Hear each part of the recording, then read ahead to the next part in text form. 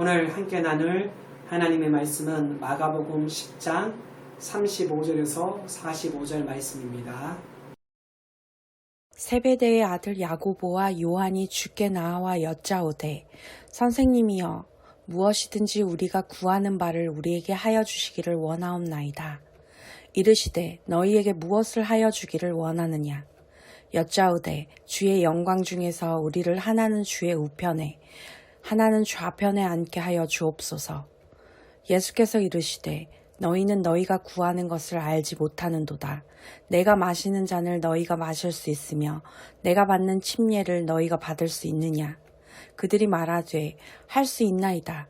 예수께서 이르시되 너희는 내가 마시는 잔을 마시며 내가 받는 침례를 받으려니와 내 좌우편에 앉는 것은 내가 줄 것이 아니라 누구를 위하여 준비되었든지 그들이 얻을 것이니라. 열제자가 듣고 야고보와 요한에 대하여 화를 내거늘 예수께서 불러다가 이르시되 이방인의 집권자들이 그들을 임의로 주관하고 그 고관들이 그들에게 권세를 부리는 줄을 너희가 알거니와 너희 중에는 그렇지 않을지니 너희 중에 누구든지 크고자 하는 자는 너희를 섬기는 자가 되고 너희 중에 누구든지 으뜸이 되고자 하는 자는 모든 사람의 종이 되어야 하리라. 인자가 온 것은 섬김을 받으려 함이 아니라 도리어 섬기려 하고 자기 목숨을 많은 사람의 대속물로 주려 함이니라. 아멘.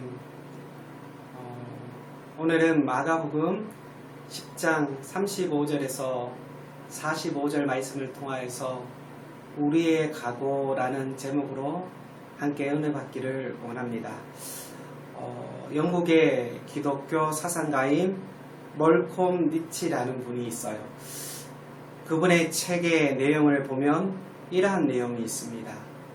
실용주의가 이 땅에 기독교인들의 삶에 미친 가장 커다란 영향이 있다면 그것은 오늘의 기독교인들에게서 참된 결단과 헌신을 뺏어간 것이다.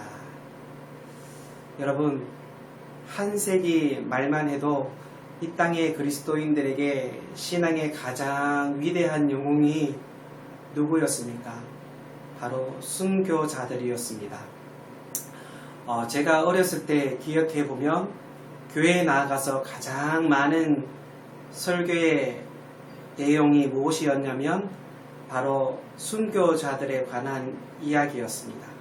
그리고 그 귀한 말씀을 들을 때마다 언제나 가슴이 설레고 감동이 되어지고 나도 저러한 순교자의 삶을 살아가야겠다라는 믿음의 결단을 내리게 되어지죠. 그 가운데 우리의 신앙을 뜨겁게 해주시는 한 분이 있습니다. 바로 주기철 목사님입니다. 주기철 목사님의 아들이었던 주강조 장로님의 간증을 듣다 보면 순교적 신앙의 회복이 얼마나 우리의 삶에 중요한지를 뼈저리게 실감하게 되어지는데요. 이 장로님의 간증 중에 이러한 내용이 있습니다.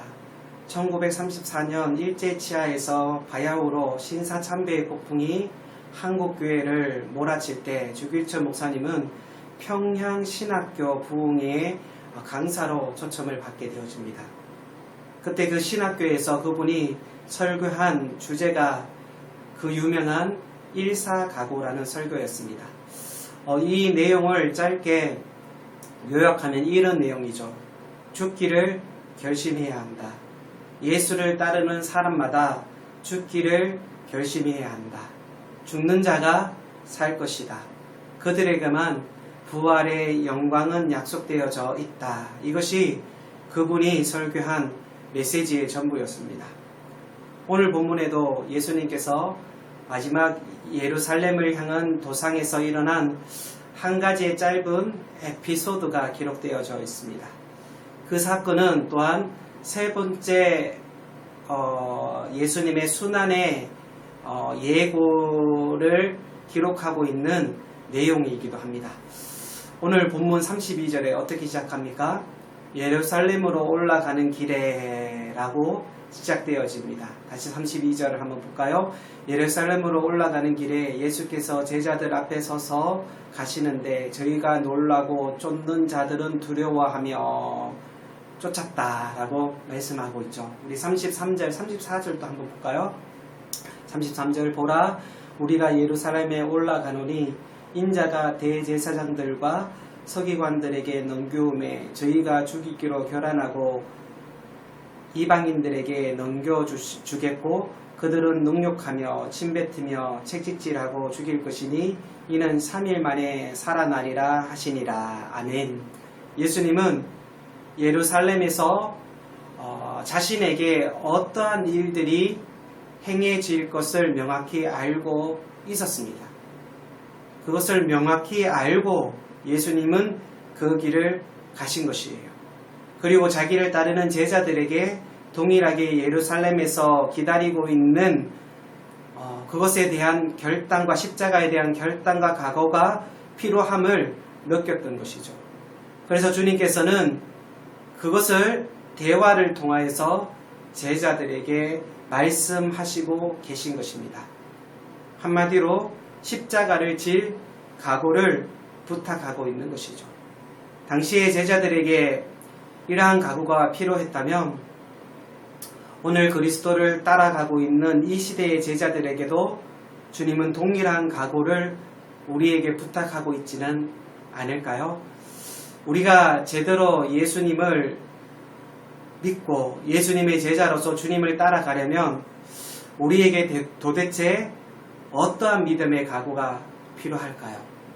오늘 본문은 이것에 대해서 우리에게 말씀하고 있습니다. 그렇다면 주님께서 우리에게 말씀하고 있는 그 각오는 무엇일까요? 첫 번째로 세속적인 영광을 포기한 각오를 말씀하고 있습니다. 한국의 기독교가 처음 들어오고 이 땅에 100년 전에 복음이 들어올 때 사람들이 예수님을 믿는 보편적인 두 가지 이유가 있었습니다. 그 첫 번째 하나는요, 사회계획적 비전을 가지고 기독교에 기여한 사람들이 있었다는 것이죠. 소위 엘리트층의 사람들로서 기독교를 믿으면 새로워진다는 것이에요. 역사가 새로워지고 사회가 새로워지고 우리 개개인이 새로워질 것에 대한 기대를 가지고 교회로 나왔다는 것입니다. 이러한 사회적 개혁을 비전을 가지고 기독교에 참여한 사람들이 그래도 상당히 있었습니다. 그러나 이것은 다수이기보다는 소수였습니다.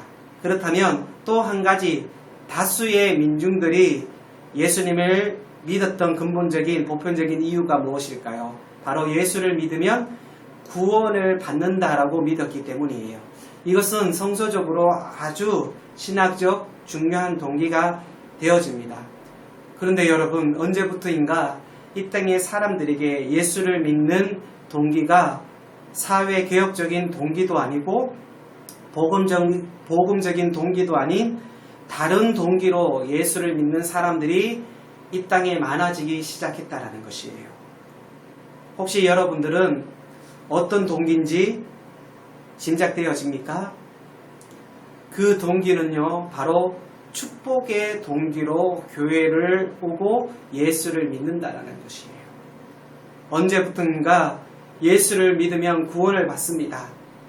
이러한 기독교적인 본질적인 메시지를 대신하여 이러한 메시지가 시작하기 시작합니다.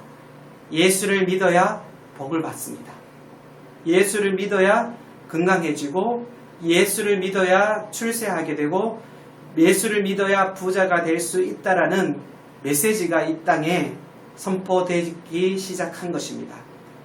저는 이것이 실용주의적 물질의 가치관, 그리고 시대의 가치관, 물질적 중심의 이 시대의 정신의 한 영향이라고 저는 생각합니다.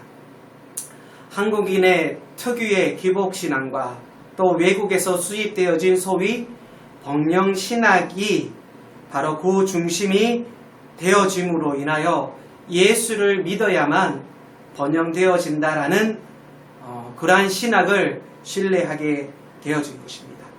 이 번영신학의 영향으로서 소위 예수를 믿으면 복을 받는다는 메시지가 이 땅에 유행하게 된 것이죠.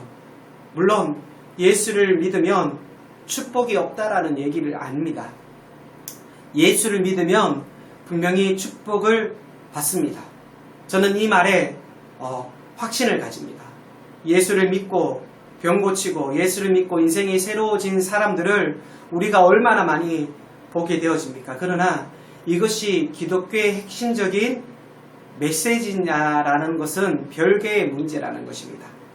만약 예수를 믿고 복을 받고 건강하기 위해서만 예수를 믿는다면 예수를 믿음에도 불구하고 병을 고치지 않고 부자가 되어지지 않고 출세하지 못하게 된다면 그런 사람들에게 있어서 언제든지 예수는 떠날 수 있고 버릴 수 있는 예수에 불과하다라는 사실인 것이에요. 얼마나 많은 사람들이 그렇게 예수를 등지고 예수를 버리며 자기가 원하는 삶으로 살아가지 않습니까?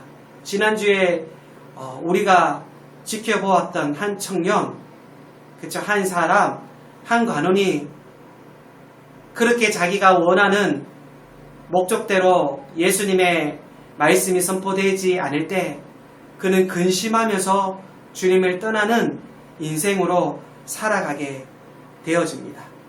예수님 당시의 제자들도 처음에는요, 예수님이 메시아다, 그분을 통하여서 우리가 구원을 경험할 수 있고 하나님 나라의 백성이 되어질 수 있다라는 사실 때문에 예수님을 쫓기 시작했을 것입니다. 그런데 예수님의 제자들이 예수님의 기적을 보기 시작합니다. 그가 행하시는 이적을 보면서 그 마음속에 아마 이러한 기대가 일어나지 않았을까요? 저런 기적을 행하는 사람이라면 우리의 어떤 소원도 저분은 만족시킬 수 있을 것이야 라는 그러한 생각이 그들에게 들기 시작합니다. 그리고 드디어 여러분 오늘 본문 35절에 보면 두 제자가 나와서 예수님께 어떻게 요청합니까? 35절을 한번 볼까요? 35절에 보면 세베대의 아들 야고보와 요한이 예수께 나와 여짜오되 선생이여 무엇이든지 우리를 구하는 바를 우리에게 하여 주시기를 원하나이다 라고 말씀하고 있습니다. 이 말이 무엇입니까? 당신은 우리가 가만히 당신을 보니까 당신을 따라다녀 보니까 당신은 무엇이든 할 수 있는 분이기에 우리가 원하는 모든 것들을 만족시켜 줄 수 있습니다. 만족시켜 주십시오 라고 이렇게 간구하고 있는 것이에요. 이때 예수님이 어떻게 말합니까? 36절에 보면 예수께서 이르시되 너희에게 무엇을 하여 주기를 원합니까? 라고 물어보자 이 두 제자가 아주 유명한 부탁을 하게 되어지죠. 37절 볼까요? 여짜오되 주의 영광 중에서 우리를 하나는 주의 우편에 하나는 주의 좌편에 앉게 하옵소서 라고 그들이 대답합니다. 근데 이것은 이 두 명의 제자의 답만은 아닙니다. 아마 예수님이 우리에게 물어오신다면 무엇을 하기를 원하느냐라고 물어온다면 아마 저와 여러분의 대답이 아닐까요? 근데 여기 37절에 나오는 주님의 영광이라는 단어는 제자들이 지금 사용하고 있는데요. 이 영광이라는 말은 원래 성서적인 의미에서는 오직 하나님께만 영광이라는 단어를 사용해요. 그런데 이 두 제자에게 있어서는 매우 세속적인 차원에서 세속적인 의미로서 이해되는 영광임에 틀림없습니다. 다시 말하면 분명히 변질된 동기가 그들에게 있었다라는 것이죠. 여기에 주님의 영광이 세속적인 영광이었다라는 그 증거가 있습니다. 여러분 41절을 한번 보시겠습니까? 41절에 보면 이 두 제자가 이렇게 말하는 소리를 듣고 10명의 제자들의 반응이 무엇입니까? 분노하였다라고 말합니다. 그럼 그들이 왜 분노하였을까요? 그들만 해먹을 작정이냐? 너희들만 해먹을 작정이냐? 라고 그들이 생각하였기 때문이 아닐까요? 10제자만 그럴까요? 다시 말해 다분히 이 두 제자에게 있어서 이 영광에 대한 기대는 세속적인 영광의 기도였다고 우리는 미루어 짐작할 수 있는 것입니다. 그런데 흥미로운 사실은요, 마태복음에서 보면 예수님의 주님 앞에 이 두 제자들을 위해서 이렇게 요청한 사람이 있습니다. 누구일까요? 바로 그들의 어머니였습니다.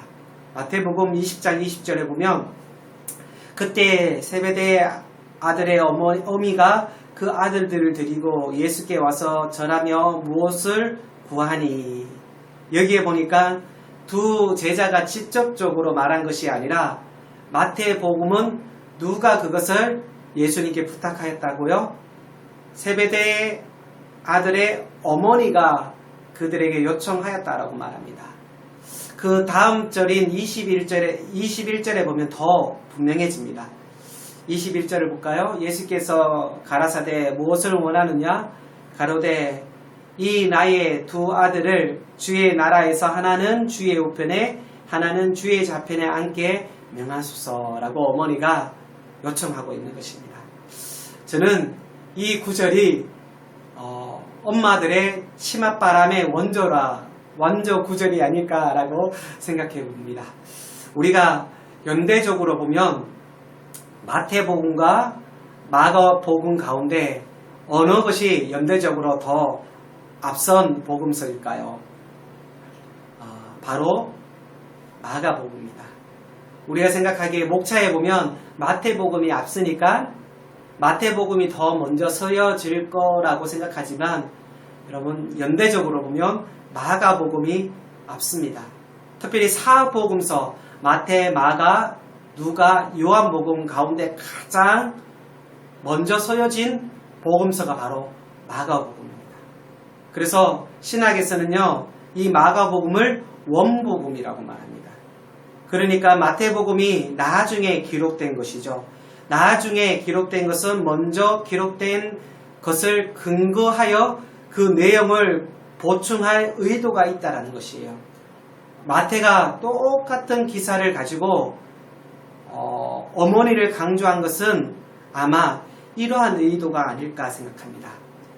야고보와 요한이 이렇게 주님 앞에 나와서 세속적인 요청을 한 그 배경 속에 누구의 영향력이 가장 컸다고요? 바로 어머니의 영향력이라고 말씀드렸습니다. 그러니까 어머니가 믿음에 있어서, 신앙의 동기에 있어서 참 중요함을 오늘 마태복음은 우리에게 강조하고 있다는 사실이에요. 여러분 기억하십시오. 내 자녀들이 얼마나 경건한 방향으로 인생을 사느냐, 아니면 세속적인 동기를 붙잡고 인생을 사느냐, 이것은 어머니들이 굉장한 지대한 영향력을 미친다라는 사실을 여러분 기억하시기 바랍니다. 그래서 어머니들은 끊임없이 엎드려서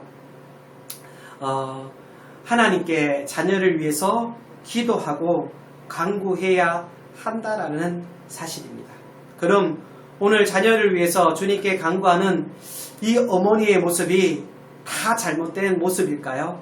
전혀 그렇지는 않습니다.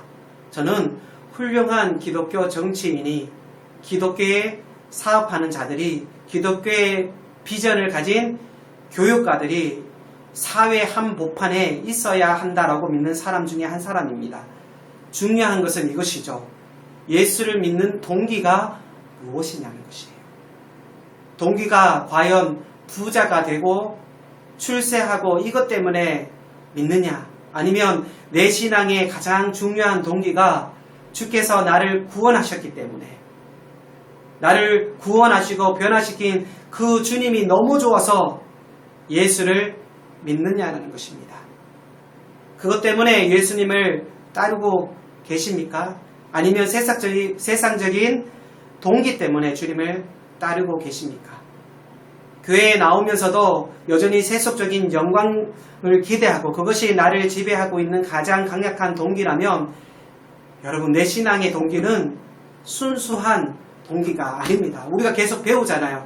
어린아이 같이 순수하지 않으면 어디에 갈 수 없다고요? 하나님의 나라에 갈 수 없는 것입니다. 그런데 오늘 단적으로 이 두 제자의 모습을 통해서 3년 동안 예수님을 따르지만 내가 예수님의 제자라고 말하지만 우리의 신앙의 동기가 순수하지 않을 수 있다는 사실도 오늘 우리에게 말씀은 강조하고 있습니다. 그들이 예수님을 통하여서 어린아이의 순수한 신앙에 대해서 말씀을 들었어요. 하지만 그들은 그렇게 살아가지 못하였습니다. 무슨 말입니까? 우리가 수많은 말씀을 듣지만 우리가 인격적으로 주님을 만나지 못하고 매 순간마다 주님을 신뢰하지 못하면 그 말씀이 우리를 이끌어가지 못한다는 사실이에요. 사랑하는 성도 여러분, 제자들이 순수하게 주님을 따르기를 주님께서 기대하신 거라면 오늘날 주님의 제자인 저와 여러분들에게도 이러한 순수한 동기를 주님은 요청하고 있다는 사실입니다. 그렇습니다. 주님이 좋아서 예수님을 믿고 주님을 따르는 주님의 제자들 결코 세속적 영광에 대한 기대가 내 신앙의 가장 중요한 동기가 되지 않는 사람, 이러한 제자들, 이 시대는 그리고 주님은 아직도 그러한 자들을 찾고 요구하고 그러한 자를 하나님은 사용하고 있습니다. 믿으십니까?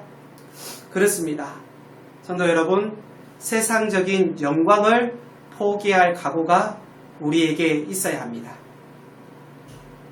이 각오와 함께 주님은 또 하나의 각오를 우리에게 부탁하고 있습니다.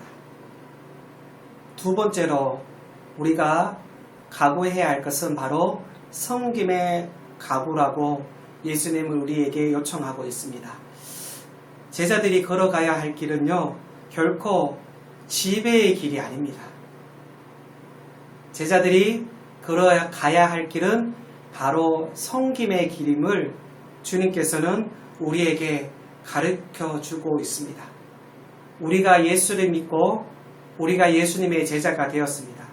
그러나 우리가 예수님의 제자가 되고서 우리 마음속에 있는 지배의 욕구를 극복한다는 것은 결코 쉬운 일이 아니라고 생각합니다. 지배의 욕구는 인간 존재의 그 깊은 곳에 뿌리박고 있는 가장 강력한 욕구이기 때문인 것이에요. 그래서 니체라는 철학자는 이렇게 말합니다. 인간 존재의 본질을 권력에 대한 의지라고 그는 말하고 있습니다. 우리 가정을 주의 있게 한번 보십시오. 가정 생활의 갈등, 그리고 고부 간의 갈등, 부부의 갈등이 왜 생깁니까? 그 이유는 누가 지배하느냐, 누가 다스리느냐, 결국 이 갈등의 문제가 아닙니까? 직장에서의 상사와 상사의 갈등이 왜 생깁니까?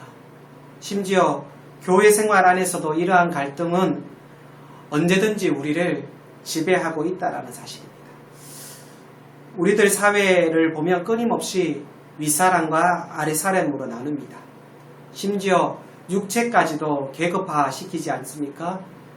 그래서 우리 부위 중에 가장 높은 부위가 어디입니까? 맞습니다. 머리입니다. 그런가 하면 제일 낮은 부위가 어디입니까? 천하다고 생각하는 부위가 어디입니까? 발가락이라고 생각합니다. 그런데 정말 그렇습니까? 그렇지 않습니다. 여러분 한번 제대로 발가락을 아파 보십시오. 그러면 머리가 더 중요하고 발가락은 천하다고 생각하지 않을 것입니다. 그렇습니다. 신체의 모든 부분은요, 중요하지 않은 부분이 하나도 없습니다. 모든 것이 다 중요합니다. 오늘 예수님은 당신을 따르는 그리스도의 제자들에게서 말하는 이러한 계급적인 회복이 되어지기를 간절히 원하셨어요.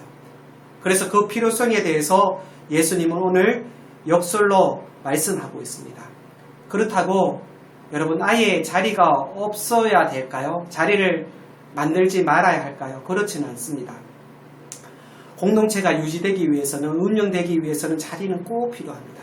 그러나 그리스도인에게 있어서 철저하게 그 자리는요, 섬김의 자리여야 한다는 사실을 여러분 잊지 마십시오. 그것은 결코 지배욕을 충족시킬 수 있는 자리가 아닙니다. 그것은 섬김을 위한 자리임에 불구하다라는 사실을 기억하십시오. 그래서 이제 오늘 주님께서는요, 말씀을 통하여서 크리스찬의 리더십, 그리고 세속적인 리더십의 근본적인 차이가 무엇인지에 대해서 오늘 본문은 우리에게 말씀하고 있습니다. 본문으로 돌아가서 그러면 42절을 한번 볼까요? 42절에 보면 예수님께서 이렇게 말합니다. 예수께서 불러다가 이르시되 이 이방인의 소위 집권자들이 너희를 임의로 주관하고 그 대인들이 너희에게 권세를 부리는 줄 너희가 알거니와 라고 말씀하고 있습니다. 바로 이 42절을 통해서 주님이 말씀하시고자 하시는 것이 무엇이냐면 세속적인 리더십을 가진 자들이 어떠한 것들을 강조하고 있냐는 것입니다. 바로 세속적인 리더십의 특징은 42절에 이렇게 말합니다. 무엇입니까? 주관하는 것, 지배하는 것, 권세를 부는 것이라고 강조하고 있습니다. 그러면 다음 절 43절을 볼까요? 이 43절에서는요, 크리스찬의 리더십에 대해서 말씀하고 있는데요. 43절 봅시다. 너희 중에 그렇지 아니하니 너희 중에 누구든지 크고자 하는 자는 너희를 섬기는 자가 되고, 그 다음 절 44절에 너희 중에 누구든지 어뜸이 되고자 하는 자는 모든 사람의 무엇이 된다? 종이 되어야 한다라고 말합니다. 다시 말하면 세속적인 리더십과 그리스도인의 리더십은 완전히 반대라는 것이에요. 역설이라는 것이에요. 죽어야 산다라고 말합니다. 섬겨야만 하나님께 쓰임받는다라고 말씀하고 있습니다. 철저히 섬김의 리더십에 대해서 말씀하고 있습니다. 그런데 우리가 신앙생활을 하다 보면요, 어떻습니까? 오히려 하나님께서 우리를 사용하면 우리가 자꾸 커지려고 합니다. 오히려 예수님 앞에 엎드려, 복음 앞에 엎드려 주님의 뜻을 묻고 주님을 신뢰하며 나아가야 할 우리들이 오히려 우리의 힘으로 신앙생활을 하려고 하고 우리의 뜻으로 그것을 성취하려고 하는 우리의 모습을 얼마나 발견하게 됩니까? 뿐만 아니라 세상의 리더십인 사람들을 주관하고 지배하고 권세를 부리려고 그러한 욕구들이 우리 신앙생활 가운데 얼마나 많이 나타납니까? 근데 주님은 철저하게 우리에게 말씀하고 있습니다. 섬김의 리더십을 내려가라는 것입니다. 우리 교회의 이름처럼 엎드려야 하는 것입니다. 여러분, 주님 앞에 엎드리기를 원합니다. 그리고 세상 사람들에게 여러분 섬김의 리더십으로 그들을 굴복시키고 주님께로 인도하는 저와 여러분이 되길 되길 주님의 이름으로 간절히 기도드립니다. 사랑하는 성도 여러분, 주님의 제자로 살아가기를 원합니까? 그러면 섬김을 각오하십시오. 주님은 한평생 예수 그리스도를 따르기를 원하는 당신의 제자들에게 이 각오를 요청하십니다. 섬김의 각오를 하고 나를 따르라고 말씀하고 있습니다. 여러분은 섬김의 각오가 되어 있습니까? 이것은 지금도 주님의 제자들에게 변함없이 요구하고 있는 각오라는 사실을 믿으시기 바랍니다. 아멘.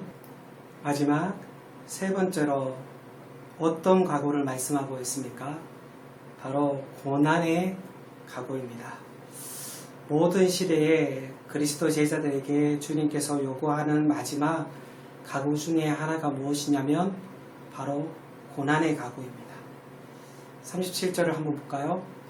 여짜오되 주의 영광 중에 우리를 하나는 주의 우편에 하나는 주의 좌편에 앉게 하옵소서. 이 말을 들은 예수님께서 어떻게 반응하십니까? 38절에 보면 예수께서 가라사대 너희 구하는 것을 너희가 알지 못하는도다. 너희가 나를 마시는 잔을 마시며 나의 받는 세례를 받을 수 있느냐라고 말씀하십니다. 지금 예수님께서 제자들과 함께 어디에 가고 있습니까? 예루살렘으로 올라가고 있습니다. 지금 예수님 머릿속에 지배하고 있는 생각, 가장 중요한 생각이 무엇입니까? 바로 십자가입니다. 그런데 제자들은 지금 느닷없이 무엇을 말하고 있습니까? 예수님, 한 사람은 우편에, 한 사람은 좌편에 올려달라고 요청하고 있습니다. 그렇습니다. 성도 여러분, 주님과 우리의 생각이 다를 때가 참 많이 있음을 고백합니다. 우리가 예수님과 동행하고 예수님을 알고 예수님을 쫓아가지만 때로는 예수님의 생각과 전혀 다른 반대의 생각, 세속적인 생각, 사탄이 가장 좋아하는 생각들을 우리는 가지고 우리의 마음을 빼앗기게 되어진다라는 사실입니다. 여러분은 어떻습니까? 주님의 생각이 여러분의 생각입니까? 주님이 기뻐하시는 그 생각으로 여러분은 삶을 살아가고 있습니까? 오늘 우리가 한번 고민해 보아야 하지 않을까요? 제자들은 예수님께 오른편에 우편에 앉게 해달라고 말합니다. 그렇다면 예수님이 가는 이 십자가의 길에 오른편에 우편에 앉을 수 있는 방법이 무엇일까요? 그것은 오직 한 가지밖에 없습니다. 그것은 바로 죽어야 하는 것이에요. 강도들처럼 예수님과 함께 십자가에 매달려야만 주님의 우편에 좌편에 마지막 천국에 우리가 이룰 수 있다는 사실이에요.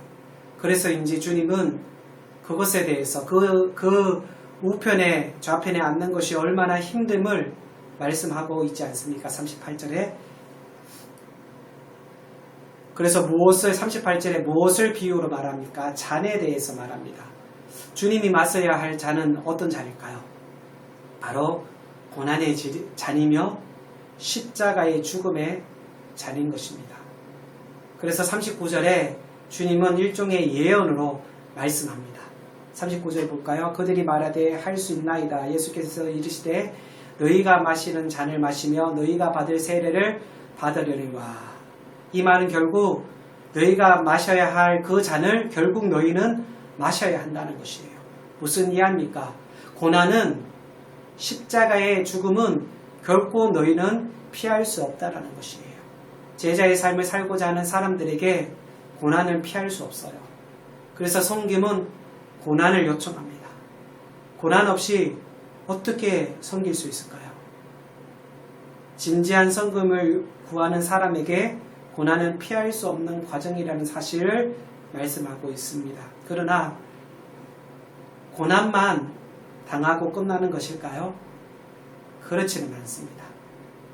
고난 이후에 얻을 영광에 대해서 주님께서는 오늘 우리 본문에 우리를 향하여서 암시하고 있습니다. 40절을 볼까요? 내 좌우편에 앉은 것은 내가 줄 것이 아니라 누구를 위하여 준비되었던 그들이 얻을 것입니다. 할렐루야. 아멘. 성도 여러분, 우리가 최선을 다해 섬긴다면 그리고 고난까지 받는다면 고난에 따라서 당연히 하나님께서 보상하시는 그날의 상급은 그 영광을 얻을 수 있음에 대해서 우리에게 약속해 주시는 줄 믿습니다. 여러분, 그냥 우리에게 희생만 요구하는 것이 아니라 분명히 바울도 우리에게 마지막 종착역에 하나님에 대한 상에 대해서 우리에게 말씀하고 있지 않습니까? 그렇습니다. 우리가 신앙의 선배들의 생애를 살펴보면 그들이 고난을 이길 수 있었던 가장 중요한 에너지는 고난 저편에 주님께서 예비하신 영광, 지금 당장 그 영광이 내게 오지 않아도 상관없습니다. 고난의 저편에 내 눈물, 내 희생, 내 섬김, 내 순수함의 동기를 아는 주님이 살아계신다면 그분이 하늘의 영광으로 나를 축복하신다. 장차올 그 영광에 대한 바라봄이 오늘의 고난을 극복할 수 있는 에너지가 되어질 것을 볼 수 있는 것입니다. 그러나 또 그 영광이 고난을 받을 수 있는 조건부의 고난이 되지 않도록 하기 위해서 주님은 구체적인 그 영광을 설명하고 있지는 않습니다. 그러나 성경은 그 고난 저편의 영광을 분명히 약속하고 있습니다. 예컨대 우리가 잘 아는 로마서 8장 18절에 보면 이렇게 말하지 않습니까?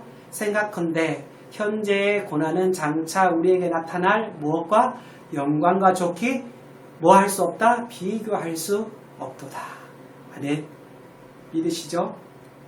본문에 나타난 두 제자, 세속적인 영광을 구했던 두 제자도 주님의 말씀을 온전히 순수함으로 받아들이고 주님으로 인하여 온전히 변화되어질 때 그들의 마지막 삶의 결과가 어떻게 나옵니까? 그들의 죽음이 어떠한 결과로 나타납니까? 한 제자 야고보는요, 12제자 가운데 최초의 순교자의 삶을 살아갑니다. 헤롯 아그리파 1세에 의해서 그는 참수형을 당하지만 그의 목이 떨어지는 그 순간 그는 예수, 사랑하는 예수, 마지막 예수 그리스도를 외치며 그의 생명을 순교의 제단에 바치게 되어집니다. 또 한 제자 요한은 어떻습니까? 12제자 중에 가장 오랫동안 살아갑니다. 아주 대조적인 두 제자입니다.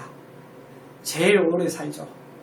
무려 95세를 살아갑니다. 밤모섬에서 기도하다 하늘의 감동을 받고 요한계시록을 기록했던 요한, 그리고 마지막 에베소서 교회를 돌아보면서 최후까지 교회를 지켰던 요한, 한 사람은 일찌감치 세상을 떠나게 됩니다. 또 한 사람은 끝까지 삶을 살아가는 순교자의 교회를 지키는 삶을 살아갑니다.